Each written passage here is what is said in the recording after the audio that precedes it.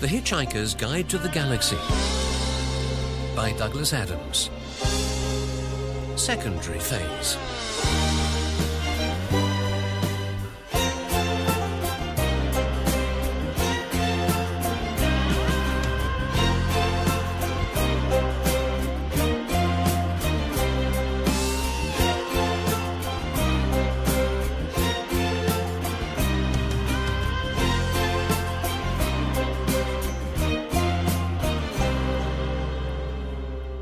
Incredible though it may seem, it is in fact possible that the strange and terrible history of the planet Brontitor, where Arthur Dent, Ford Prefect, and Zaphod Beeblebrox are even now falling out of the sky onto curious and aggravating birds, admiring surprisingly large statues of unexpected people, i.e. Arthur Dent, exchanging hostile words with alien soldiers with inexplicable limps and generally having a fairly peculiar time of it, may yet admit of some form of explanation. Furthermore, it is possible that this explanation will have more than a little to do with the mysterious somethings, or whatchamacallits, of which the bird people refuse to speak. On top of which, it is also possible that Lintilla, the archaeologist, who may possibly turn out to have an almost impossibly strange life story, may play a major part in the uncovering of this explanation. It is even possible that pigs will fly, or that everyone will live happily ever after. In an infinite universe, everything, even the Hitchhiker's Guide to the Galaxy, is possible. Tell me how you got here. Impossible. What do you mean? Well, it's something called the infinite improbability drive. Don't ask me how it works, or I'll start to whimper. But a ship? Oh, yes, a ship. It's parked in a cup 15 miles above us. Please don't ask me about that either. Is there anything you are prepared to talk about? Life, liberty, and the pursuit of happiness? What? I know. All non-starters, really. Can you reach your ship? From here? No. What's the matter? You want me to go? No. It's just our ship was found by the soldiers and disabled. We've no means of getting off the planet. Well, I can't be much help. How many are you? 3 of us are here. Lintilla. What? Name. Oh, Arthur. What's yours? I just said Lintilla. Oh, yes, sorry. I thought you... Oh, never mind. Hello. Come, you can help us. We've a lot of digging to do and the automatic drill's broken down. I don't think you can dig your way off a planet, can you? No. I said we're archaeologists. Ah. You don't look as if you're in good condition for digging with your arm in a sling. Is it broken? Oh, no. It's just a pseudo-fracture. Huh? Pseudo-fracture. It's artificially induced. All the pain, swelling, and immobility of a fracture without the inconvenience of the fracture itself. Oh. Is that good? Good? Yes, particularly. Well, you wouldn't want me to have a broken arm, would you? Well, no, of course not. I mean, I hardly know you. Right. But the effect is useful. Is it? Yes, of course it is. Crisis psychology. The benefits of working under extreme pressure. Nothing more useless than a bored archaeologist. Come on, this tunnel leads to the workface. See this device? Looks like a watch. It's a crisis inducer. I'll set it to Mark 9, and... Hurry! They're after us! Who? No one! Come on, through the tunnel, they're coming! But they're coming! Well, if you say so. The major problem which the medical profession in the most advanced sectors of the galaxy had to tackle, after cures had been found for all the major diseases, and instant repair systems had been invented for all physical injuries and disablements except some of the more advanced forms of death, was that of employment. Planets full of bronzed, healthy, clean-limbed individuals merrily prancing through their lives meant that the only doctors still in business were the psychiatrists, simply because no one had discovered a cure for the universe as a whole, or rather the only one that did exist had been abolished by the medical doctors. Then it was noticed that, like most forms of medical treatment, total cures had a lot of unpleasant side effects. Boredom, listlessness, lack of, well, anything very much. And with these conditions came the realization that nothing turned, say, a slightly talented musician into a towering genius faster than the problem of encroaching deafness. And nothing turned a perfectly normal, healthy individual into a great political or military leader better than irreversible brain damage. Suddenly, everything changed. Previously best-selling books such as How I Survived an Hour with a Sprained Finger were swept away in a flood of titles such as How I Scaled the North Face of the Megaperna with a perfectly healthy finger, but everything else sprained, broken or bitten off by a pack of mad yaks. And so doctors were back in business, recreating all the diseases and injuries they had abolished in popular, easy-to-use forms. Thus, given the right and instantly available types of disability, even something as simple as turning on the 3D TV could become a major challenge. And when all the programs on all the channels actually were made by actors with cleft palates, speaking lines by dyslexic writers, filmed by blind cameramen, instead of merely seeming like that, it somehow made the whole thing more worthwhile. Meanwhile, Ford Prefect and Zaphod Beeblebrox, who have fortuitously landed on the back of a huge alien bird, are again finding that the most worthwhile thing in Ford's possession is something he acquired from the Salisbury branch of Marks and Spencer's, shortly before the planet Earth was demolished. Take us down to the ground, you stupid bird. No. I'm just going to circle around here for a while, then sooner or later you'll have to let go and continue your journey. I'm sorry, but there it is. Zaphod, hold on. I'm going to crawl out along its neck. You're gonna what? Crawl along its neck with my towel. Are you crazy?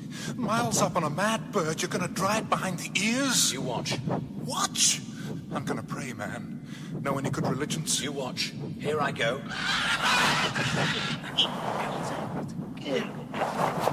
Zaphod, how am I doing? What? How far have I got? How do I know, man? I've got my eyes closed. Don't you know how far you've got? No. I've got my eyes closed. Terrific! Get off my neck. No. Get off my... What are you doing? I'm wrapping my towel round your eyes, you bird. I can't see where I'm flying. You don't need to if you fly downwards. Just follow the force of gravity. It's very simple.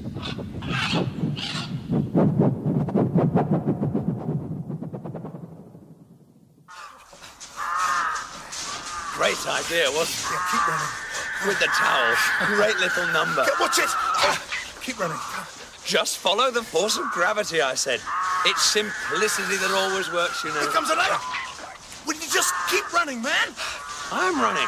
And it's the simplest ideas that take the greatest intelligence, you know. I mean, forget Marvin. I'm the one, you know, the intelligent one.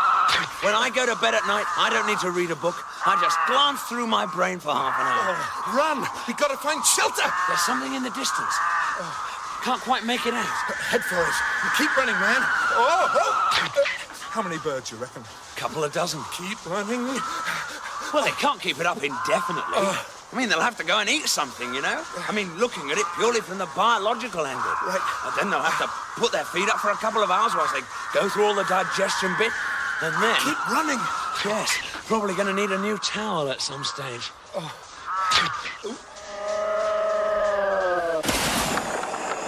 Chronologically speaking, the immediately preceding noise, the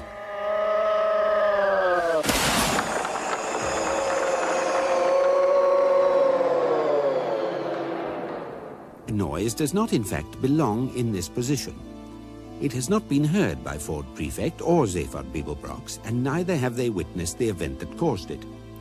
It is included at this moment partly to point up certain causal relationships between events past and events to come, and partly to create a sense of mystery and wonder, A, as to what it could possibly be, B, as to the nature of these past and future events, and C, as to whether these alleged causal relationships will become important, or indeed apparent.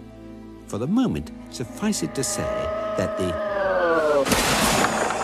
event has taken place, and that Arthur Dent will very soon encounter one of its consequences. This is the sound of him emerging from the tunnel. How did you manage that? You got here minutes ahead of me, and with an imaginary broken arm. Well, that's the whole point. You always overcompensate for your disabilities. I'm thinking of having my whole body surgically removed. Right. Crisis over. I've turned off our pursuers. What? Oh, yes, good. Well, look, tell me. Lintilla? Yes, you told me your name, thanks. The point is... Lintilla? Where have you been? You've been hours. Who's this? I ran into some foot soldiers and had to stay hidden. I found this. Who is it? He says his name's Arthur. but I think he's harmless. He can help us dig. Excuse me, who is this? This is Lintilla. But I thought you... Where's Lintilla? Who? Over there at the workface. Most extraordinary thing has happened. Yes, very probably, Hello? but why... Is that you, Lintilla? Excuse me, can I get a word in edgeways? What do you want? Why are the three of you? Why is there only one of you? Could I have notice of that question? It's very strange. We were making hardly any progress at all without the drill. Then just when I turned my back, there was an extraordinary noise. What sort of noise? A sort of... noise. When I looked back, a whole shaft had opened up. Really? Really? It exposed all the archaeological seams. We're almost home and dry. But that's impossible. Well, I don't know about impossible. It's very improbable. But why are you all exactly the same as each other? Well, you're exactly the same as yourself, aren't you? This is true. Well, then. But unhelpful. We're clones. Ah, clones. I've heard of that. You mean there was one of you to begin with, and then exact copies were made, and now there are three of you? Yes, except that there are now nearly 578,000 million of us. Hmm? It's all right. The others aren't here at the moment. Can we get on with the work? That's rather a lot, isn't it?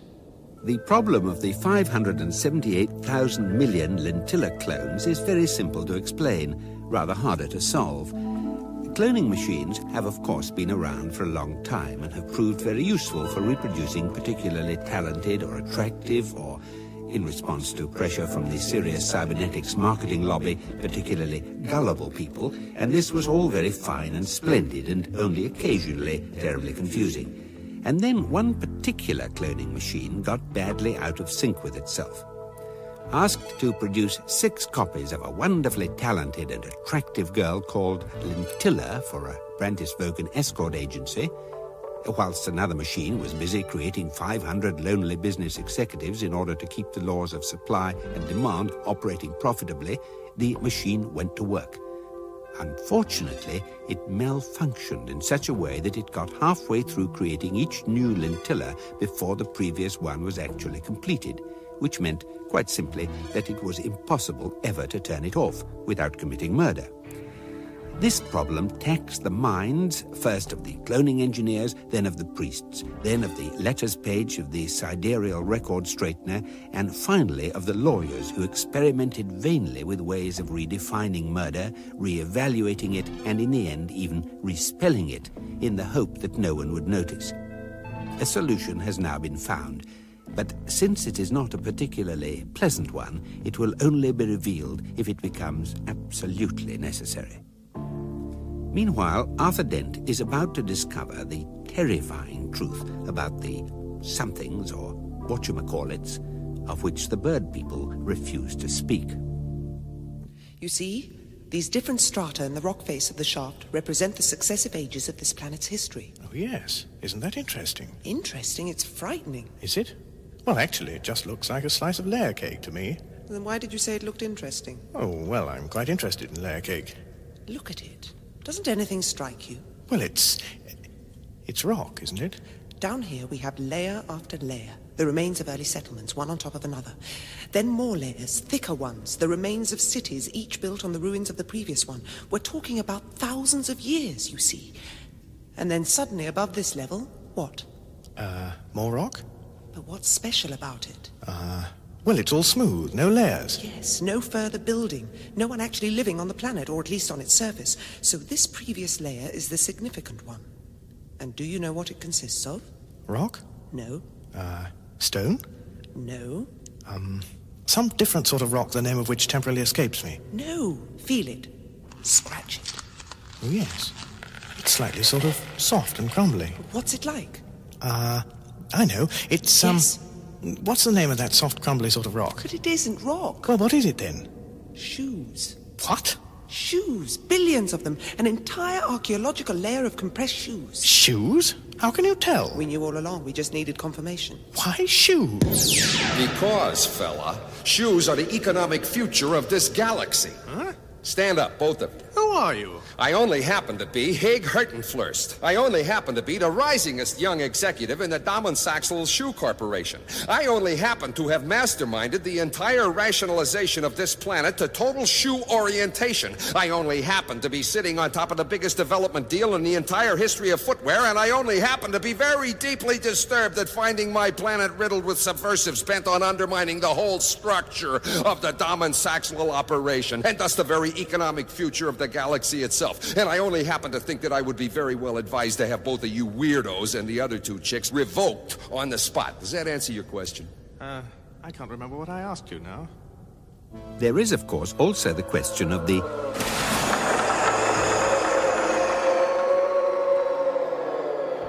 noise, which, as has been suggested, was in some way connected with the sudden and fortuitous appearance of a deep shaft in the ground.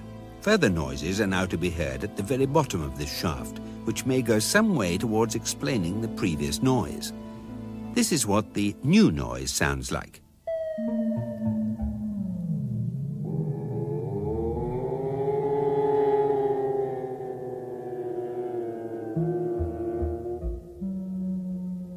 After a while, it develops along these lines.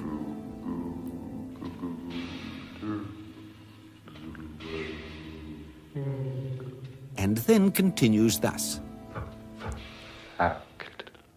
I ache, therefore I am. Or in my case, I am, therefore I ache. Oh, look, I appear to be lying at the bottom of a very deep, dark hole. That seems a familiar concept. What does it remind me of? Ah, I remember. Life. Perhaps if I lie here and ignore it, it'll go away again. Or then again, perhaps not. To be perfectly frank with myself, if it didn't go away as a result of me falling 15 miles through the air and a further mile through solid rock, I'm probably stuck with it for good. Why don't I just lie here anyway? Why don't I climb out? Why don't I just go zoodle-wordle? Does it matter? Even if it does matter, does it matter that it matters? Zoodle-wordle, zoodle-wordle, zoodle-wordle. And so on.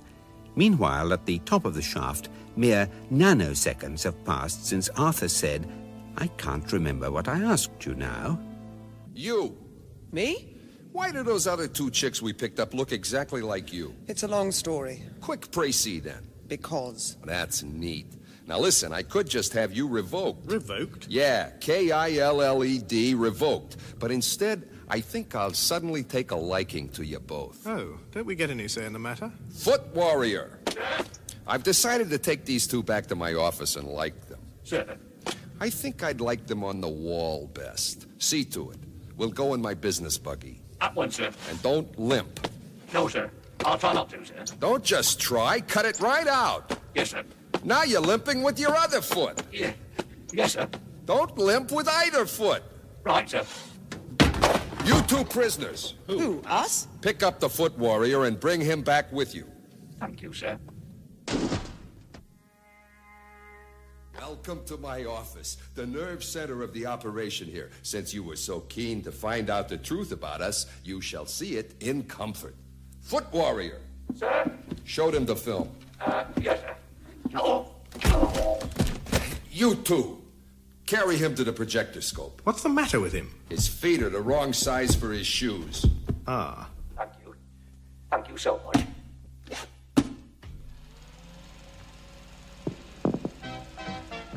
This is a Dolman Saxlil Galactic Shoe Corporation film. Adventures in aggressive marketing. Take a planet, any planet. Take, for instance, the planet Bartrax, or Hertringfur, or Earth, or Kiasma. That's where I come from, but it's been Or demolished. any of the many planets we have currently declared marketing being on. demolished? Much. You watch. We will see what can really be achieved by looking at the planet Brontosaurus. That's my baby. They're very proud of me back at Central Office. Mere centuries ago, a happy, prosperous, busy planet, all right. Yes, not a care in their world. Hello. Morning. You happy? Ooh, terribly happy today, thank you. Yes. And you, Prosperous? Oh, yes, yes. You busy? Oh, yes, yes. And healthy, bright eyes, clear skin, feet in good nick. Isn't life a wonderful thing? Oh, yes. Super. Oh, yes, only one tiny little thing wrong here. They're not making money for the Dolman Saxlil Shoe Corporation. So? So, on the far side of their moon, we set up a Dolman Saxlil shoe shop intensifier array, and suddenly the people are gripped by an insane, irrational desire to build shoe shops. In every road, on every street corner, in every city shopping precinct, shoe shop after shoe shop. Oxford Street. What? Oxford Street. They just showed a picture of Oxford Street. And then we really put the screws on them. Yes, fashion. Every year the shoes in the shops are either much too wide or much too thin, or in extreme cases even joined together at the heel. Oh yes, how we laughed up on the backside of their moon. How we cried with laughter when every last shop on the planet was turned into a shoe shop. How we coughed and spluttered with mirth when the people tried to revolt and we had to send in the foot warriors. Do not panic. Lay down your arms. We just want you to relax and enjoy your shoes. They are very stylish and fashion conscious. Be cool. Step out in style. Relax and enjoy your shoes. Relax and enjoy your shoes. Relax and enjoy your shoes. What's happening? Why have the lights gone out? Foot warrior! Dad? Go to the emergency power supply. Can't, sir. Think I've got gangrene of the feet. Well, then just seize the prisoners. Prisoners? Yes? Seize each other. Now, what's going on out here? Who's that breaking down the door? Marvin. I suppose you'll want to be rescued now. Oh, yes, please. Not you. Come on, Lintilla, let's get out of here. Well, come on then, if you're coming. Wait! I've just got to turn on my crisis inducer. There. Oh, come on, they're after us! Down the corridor. This way? Yes. That's up the corridor. Right up the bloody corridor, come on! Oh, that way. I thought you were pointing down the...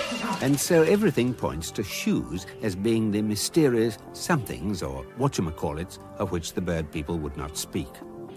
And the curious fact is that the shoe shop intensifier ray mentioned mere seconds ago is in actuality a phony, designed to make Dolman Sachs Lill executives feel they're doing something excitingly aggressive when in fact all they need to do is wait.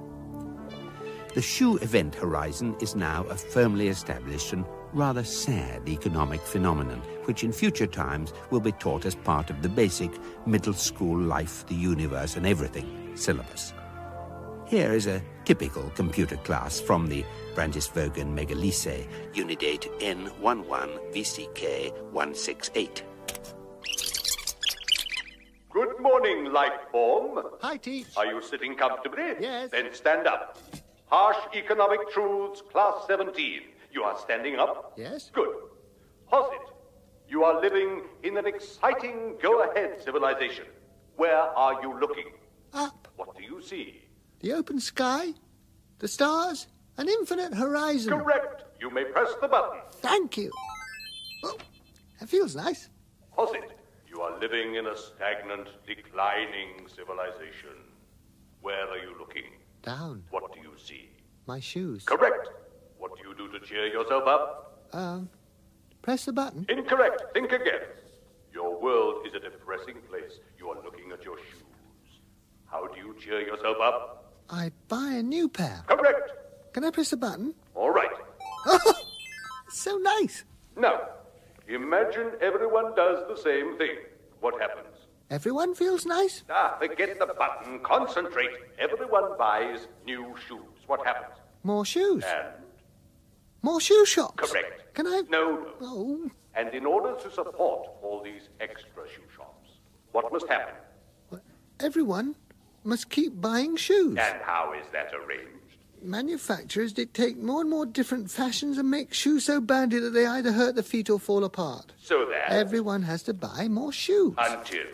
Until everyone gets fed up with lousy, rotten shoes. And then what? Why can't I press the button? And then what? Come on. Massive capital investment by the manufacturers to try and make people buy the shoes. Which means? More shoe shops. And then we reach what point? The point where I press the button again. All right. Oh, that's so nice. That's really nice. And then we reach what point? The shoe event horizon. The whole economy overbalances. Shoe shops outnumber every other kind of shop. It becomes economically impossible to build anything other than shoe shops. And bingo, I get to press the button again. Woo! Wait for permission. Now, what's the final stage? Every shop in the world ends up as a shoe shop. Full of? Shoes no one can wear. Result? Famine, collapse and ruin. Any survivors eventually evolve into birds and never put their feet on the ground again. Excellent. End of lesson. You may press the button. Oh, that's nice. Thank you, Teach. Goodbye. Aren't you forgetting something? What? Press the other button. Oh, right.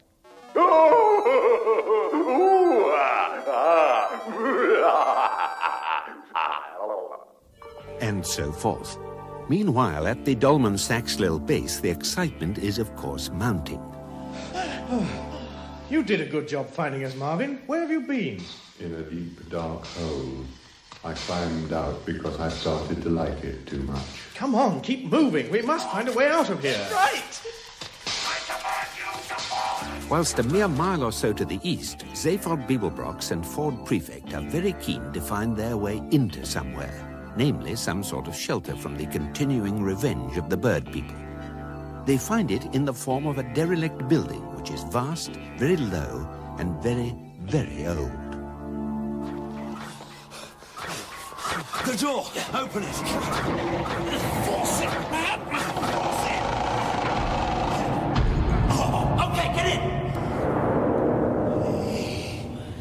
Hey, look at this. Look what we found, man. Amazing! It's a derelict spaceport. Looks like no one's been in for centuries. All these amazing old ships. Yeah. Just rust and wreckage. Yeah. Spooky, man. Like, what are those things eggs come out of? Birds? No, after that. Eh? What do they come out of the birds in? Eggshells? That's it, just like huge, broken eggshells. And all the dust, man. And the huge cobwebs. And where you get huge cobwebs, you get... Look out, man! Excuse me. One huge spider. Polite there. Transstellar space lines. Must have been real googie ships once, but now... One look and they'd fall apart. I mean, look at that one.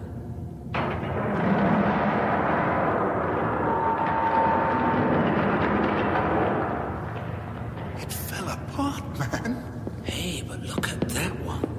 The big one over there. It's covered with muck and dust, but looks like it's still in one piece. Yeah, and it's still connected to its supply lines.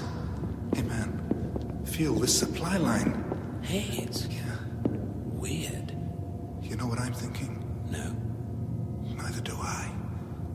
It's frightening, isn't it? Let's take a look. Ford? Yeah? Is this ship... Feels like it's on power. Just a very slight vibration. But it must have been here for centuries. Hey, man, pass me those 4 bits of tubing. What, these? Yeah. I'm gonna make me a stethoscope and take a listen to this baby. There. And there. Like that. You hear anything? Hey. Yeah. Yeah, I can hear something. What is it? Ford. I don't believe what I just heard. Here, let me listen. Okay, but you better keep your head screwed on, kid. What has Zaphod heard in the space liner? And is it really as horrifying as all that? Will it lead him directly to the discovery of his goal, despite his singular lack of exertion in that direction? Will it become absolutely necessary to reveal the unpleasant solution to the problem of Lintilla's clones? Will everything tie up neatly, or will it be just like life, quite interesting in parts, but no substitute for the real thing? What is the real thing? Some of these questions may possibly be answered in the next inexplicable episode of The Hitchhiker's Guide to the Galaxy. In that episode of The Hitchhiker's Guide to the Galaxy, Peter Jones was the book, Simon Jones was Arthur Dent, Geoffrey McGiffin was Ford Prefect, Mark Wing-Davey was Zaphod Beeblebrox, Stephen Moore was Marvin and the Pupil, David Tate was Eddie, the Computeach and the Commentator, John Baddeley was Bird 2 and the Foot Warrior, Rula Lensker was Lintilla and her clones, and Mark Smith only happened to be Hig Hurtenflurst. Radiophonic sound and music was by Paddy Kingsland of the BBC Radiophonic Workshop. The programme was written by Douglas Adams and produced by Geoffrey Perkins. Many sentences contained in that program were of a very dangerous length and were performed by highly trained vocal practitioners. On no account should inexperienced life forms attempt to imitate them without proper medical, jaw and lung supervision.